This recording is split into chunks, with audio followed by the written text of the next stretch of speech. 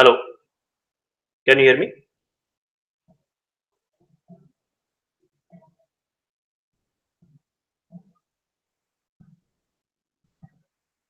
Hello, can you hear me? Please type yes if you can hear me.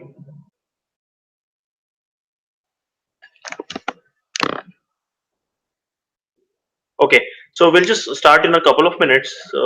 As such, more people are joining.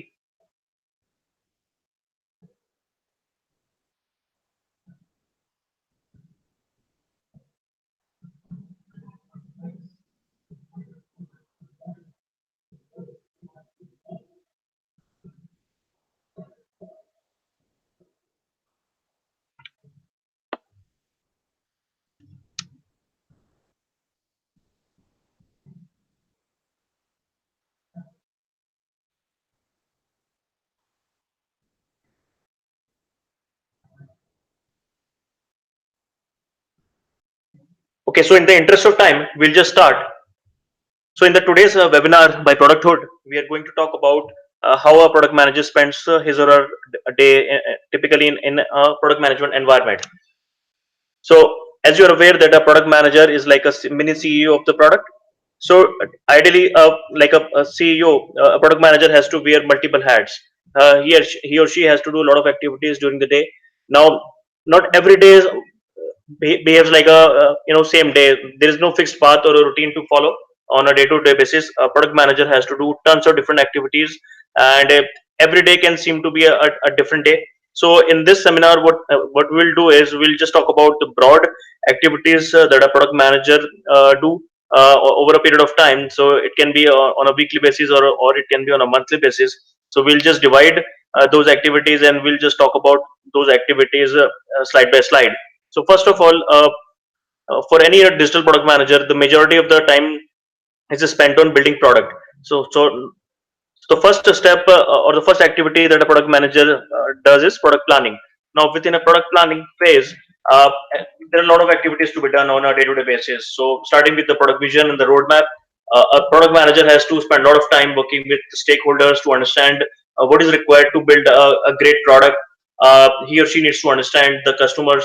He or she needs to understand the vision of the CEO and the investors, and accordingly come back and create a product roadmap. Now, within a product roadmap, the roadmap can be short term, long term, or a mid term, and accordingly, product manager has to work with different stakeholders to determine all the activities that needs to go into a product roadmap. And it can be a very tedious task, and it happens very frequently that a product roadmap needs to be changed because of changes in the business or changes in the environment, government policies, and a lot of other factors that can affect a product roadmap. And the next, once the product roadmap is defined at a very high level, the next step is to detail out the product roadmap by collecting the requirements from various stakeholders. Now, these stakeholders can be internal, these stakeholders can be external. Now, depending on what kind of product that you're building, whether it's a B2C product or a B2B product, you need to spend a lot of time talking to customers, getting on call with them and collecting requirements. Once you have a list of requirements, then probably you need to work with other stakeholders like designers or engineers to determine the nitty-gritties of the requirements. You need to create a mock-up prototypes, give a lot of feedback and a lot of inputs to the design team so that they also understand the customer requirements and accordingly build a great UI, and then also include the best practices around user experience. And then once all these activities are done, you're required to build product requirement documents, which again takes a lot of time. So typically, at least 20 to 30% of your time goes into product planning. Now, depending on the culture in the company, you can do it these activities on a daily basis, or you can mark up a specific set of time over a period. It can be a weekly or a monthly basis. And then once you have all these things sorted out, and you have a healthy product backlog, you need to sit down and actually write user stories. And depending on the culture in the company, either you are solely working on the user stories, or probably you're taking help from your junior resources or people in the other teams like marketing or engineering teams. And finally, once the user stories and the requirements uh, are put in on paper, then you need to define the priorities, because ultimately in any company the resources are limited. So you need to work with your different stakeholders like business teams to define the priorities. So and this takes a lot of time, close to 20 to 30% of the time goes into product planning. And uh, and the next part is, once the planning has been done, you need to actually get that product developed. Now at this point of time, you will be working with engineers, typically in a technology team, in an agile fashion. Most of the companies follow agile. So on a daily basis, you will be working with engineers to define the sprints. It can be 2 week sprint, or it can be a 4 week sprint, depending on the company to company. And then you'll be working with the engineers, doing the daily stand-ups in the morning, and then helping them come up with all the queries that they have. And then if there is a change in the requirements in mid sprint, then you have to help them again, work out all the queries that they have.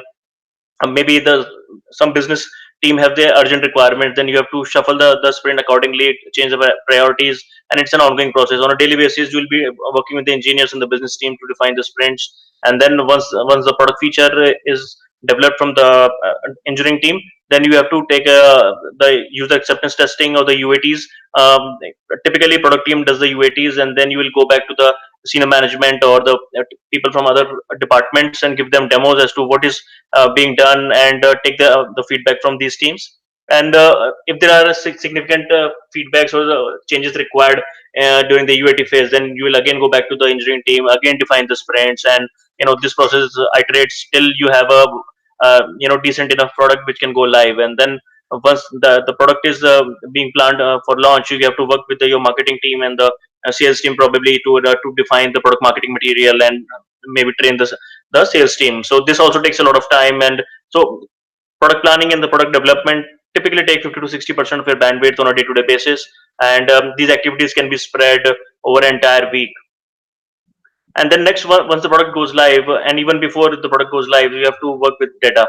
And data is like a bread and butter of a product management job. So you need to define the success metrics of your product. What exactly your how exactly the product success looks like.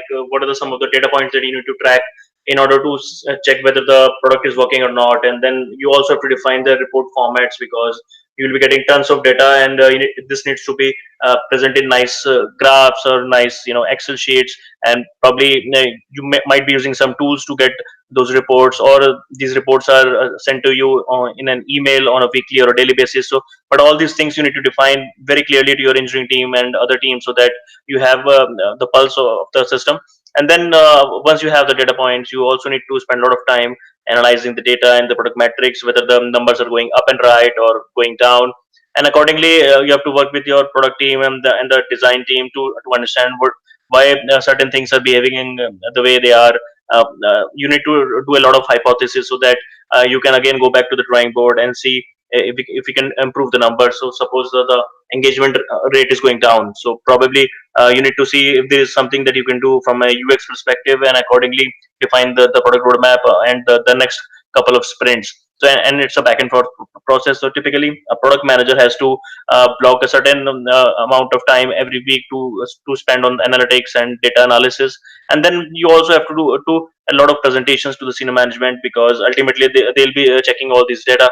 And the product manager has to present on a quarterly basis or a monthly basis all these numbers to the senior management, and sometimes to the investors and the outside stakeholders as well. So this also takes 5 to 10% of your time over a period of say a week or a month. And then ultimately you're building for customers, so you need to have a good relationship with the customers. You need to take a lot of feedback from the customer. And even before the product is has gone live, you need to you need to talk to the customers. You need to see what is troubling them, what do they need, what are the pain points, and accordingly define your product roadmap and define your sprints. There are various ways to get the customer feedback. You can check the ratings of your app or the website, the kind of comments that they leave on the app. It can be good, it can be bad, and accordingly you have to reply. Sometimes you need to assist your marketing team or the customer support team and take calls. Sometimes you can be a silent observer to understand what are the problems of customers, and accordingly go back to the drawing board and define the product roadmap again. There are a lot of in big companies, a lot of customer tickets are generated. So typically you need to spend some amount of your weekly bandwidth on analyzing the complaints or the call logs and the tickets, so that you understand how your customer support is behaving and how the customers are interacting with your products. If the product is new, or if you're launching new features, then you have to talk to new customers as well.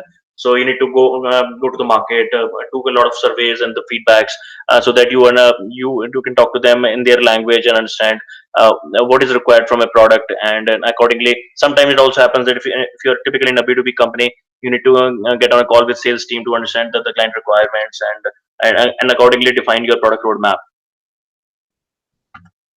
And and, and the next is, if you're especially in a senior management role, then you have to also do a lot of product team building, wherein you'll be hiring a lot of product managers in your team, maybe junior managers, and then you'll be mentoring a lot of product managers, and telling them what to do, what not to do. And you'll be also doing a lot of cross functional knowledge sharing with other product teams, maybe within the company or from other companies, so that you understand the best practices in the product management, and in general about the business. So that since the product management field is continuously evolving, so you need to spend a lot of time upgrading your skills. So as a product manager, you might be spending maybe 2 to 4 hours every week on learning, or you're reading blogs, or reading industry news, and spending time and with your fellow product managers, and understand what they're doing, what new things they're learning, and accordingly upgrade your skills. So typically block your time for these activities as well. And then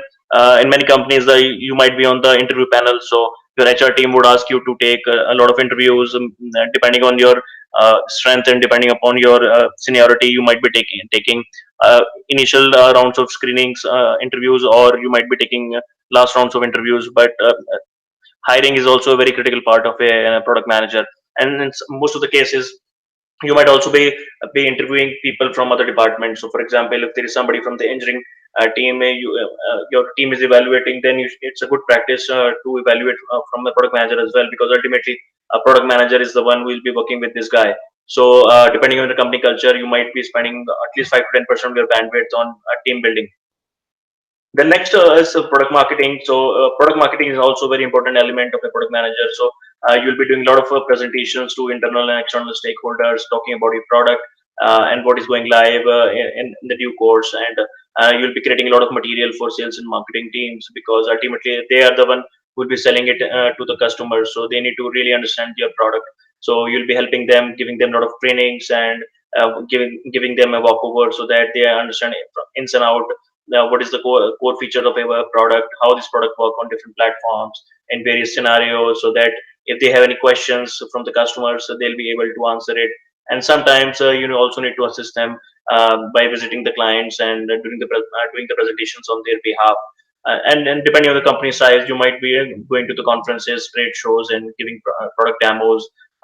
You might be doing a lot of webinars online. So product marketing is also a very important part of a product manager's job, and it can be it's depending on the company to company, it can be 5 to 10% of your weekly bandwidth as well. And then finally, the major part of a product manager's responsibility is stakeholder management. So you'll be working with all sorts of people, senior management, people from different teams, and the designers, sales and marketing teams, finance, legal. So almost the entire company would be in touch with you. So in fact, 30 to 40% of your time would go into stakeholder management and people management, influencing them, saying no most of the time, but ultimately you'll be dealing with a lot of people. So rest assured that as a product manager, you'll be spending 30 to 40% of your time and talking to people. So and obviously there will be an overlap between stakeholder management and the product planning and the product development process, because everything is linked. So but rest assured that the majority of your time on a daily or a weekly basis will go into managing people.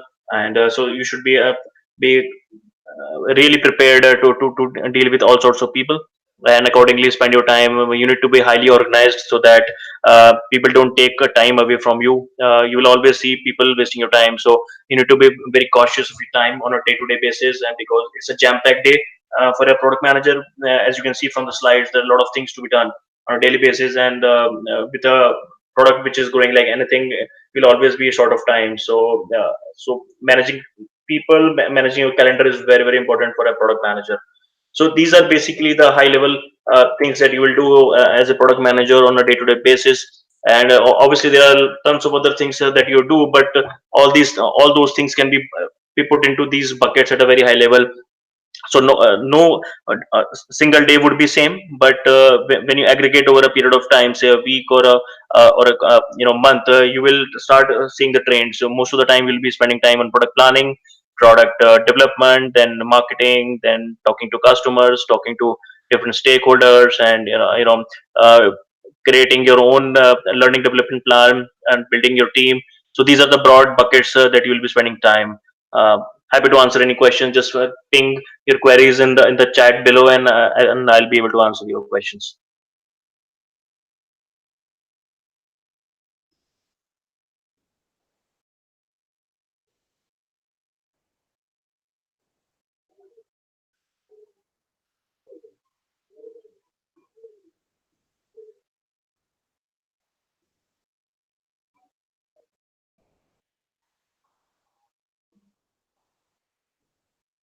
So this is the first time I'm trying YouTube Live, so maybe things are not that good in terms of the delivery. But feel free to ask any questions from the chat box.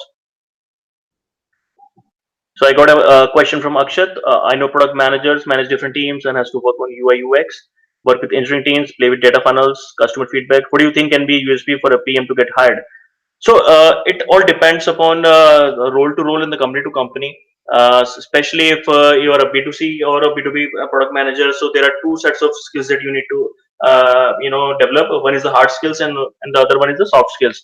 So I'll not talk about hard skill. I'll talk about the soft skills because a lot of the time the product manager with a bad soft skills will not be able to excel or let alone hire get hired. So you need to spend a lot of time building your soft skills, especially the people management skills, talking to a lot of people, influencing them. So leadership is a key component of a product manager. You need to be good in negotiation. You need to be good in presentation. You need to be good in analyzing situations, conflict resolution. So if you can master these things, or at least show some ways that you can manage all these things, so you'll have a better chance of getting hired. Priyank is asking, could you please share some insights on how does the life of an APM differ from PM in terms of daily activities? Priyank's APM is more of an entry level job, so probably you'll be assisting a senior person or a senior product manager, and a lot of all these activities. You may not be doing presentations, you may not be doing, talking, or you may not be interacting with a lot of stakeholders, especially the senior one. But you will be doing a lot of, dirty work, especially writing product requirement documents, or writing user stories, or resolving the doubts of people in the various teams like engineering teams. So engineering teams might have issues related to workflows, issues related to the user stories, so you might be helping them. And then you'll also be doing a lot of research, because research takes time. So, and the senior PMs may not have time for research, or doing queries over Google, so they might be delegating all these things to APMs, so that they have time for product visions, product roadmaps, and talking to senior management or maybe customers. But also it also depends on the company to company. Siddharth is asking, you said that PM are CEO, but we don't have any authority at all. And at times that becomes a challenge to get work done from people. Absolutely. So, Siddharth, as I answered Akshat's query, so if you're good with people, you will be able to influence them. But since you are not a CEO, so you don't have authority. So a good PM has the skills to influence people by sharing the common vision of the business and the common vision of the product, and obviously you understand the problems of the other party, so you need to have empathy as well. So if you have empathy and you understand people, if you can through your leadership skills influence people, you will be able to navigate these issues. So you'll not be a CEO, but still you will get your work done. And also you need to have a good sense of business, so that you can prioritize things. Not all things are important at the same point of time. I hope I answered all these questions.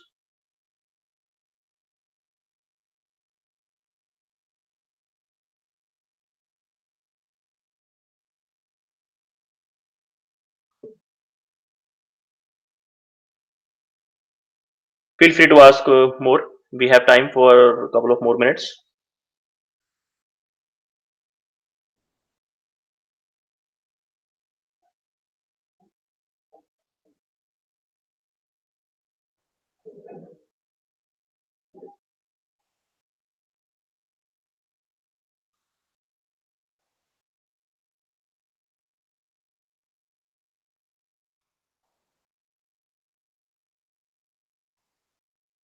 So this webinar would be available on the Producthood TV, so you can review it later also. So Karan is asking, hi Lokesh, how do we make sure we prioritize the right ask requirements from stakeholders? Case an example of a CDO may have a different priority, a CMO may have different set of requirements. So current typically it does not happen because a CTO or a CMO reporting to a CEO will have a common vision, especially if you are working in a good environment. So what happens is that a CEO will share his vision for a year or say for a quarter, and then those visions get trickled down both to the CTO and the CMO. Both will have a common vision, common KPIs. So in most of the time, most of the cases, there won't be a conflict, but yeah, sometimes it might happen that there is a conflict, and in those cases, if there is a good product manager, then he or she will be able to navigate the issues, maybe bring CTO and a CMO in a common meeting and help them discuss the issues. Maybe with right data points like we don't have resources, or we are short on time, we have to go live, or something like that. You need to be able to present the case. So that's how you will handle this situation. Priyank, what would you recommend an APM should do in the first month? So, I think the first thing that you should do as an APM is spend time understanding the product, understanding the company culture, and understand the team. So, if the more information you have, it will be better for you to do your job in a better way. So, make friends across the team, get more and more data, understand the customers. Go out and talk to the customers, and you know research your competitors, soak as much knowledge as possible, and then probably after a month you'll be in a better position to get your hands dirty and start working on the product deliveries.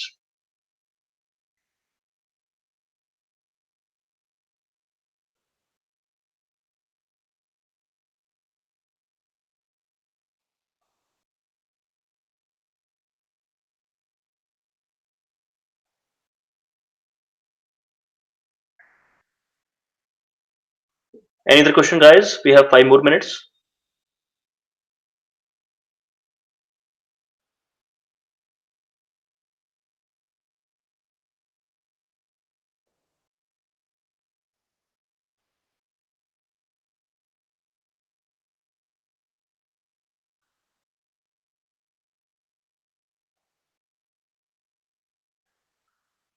Okay, Siddharth has a question. How can a product manager convince the leadership if the framework followed for product prioritization is based on the opinion of the highest paid person in the room?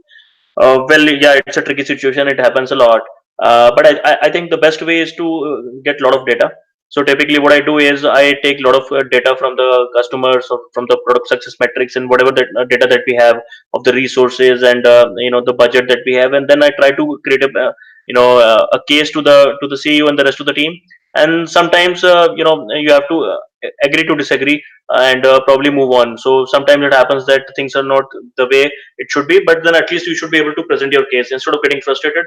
You should be able to present your case, and the best way to present your case is to get a lot of data and think end to end. And maybe sometimes you need to share a lot of examples as to what other companies are doing in a similar situations, if you can find the data. And over internet, a lot of help is available in terms of the similar situations that other companies faced.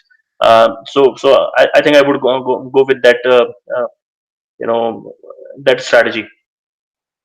So Sayed is asking, what are the things do I keep in mind before I start marketing a product? So it depends. The basic thing is, if it's a B2B product, then you need to be 100% sure about the usage manual, and you know the things are working as per the requirement. There are no bugs, and the sales and marketing team are aware of the various features, and you have all you know all the help available, and think from the customer endpoint. If you are the user of this product, what the challenges you will see, and what is the expectation from your end. So if you can answer your own questions, then probably the your product is fit for marketing. And most of the time you'll not be marketing the product from a marketing perspective directly. You'll be assisting the marketing team, so you need to ensure that you have done your homework, you have done all your tasks, and the product is ready to serve the customers.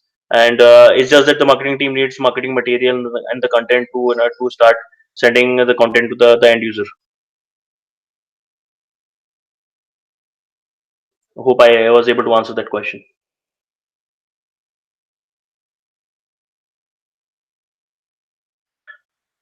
Cool. I have 1 more minute for any question, and then probably we'll just wrap up.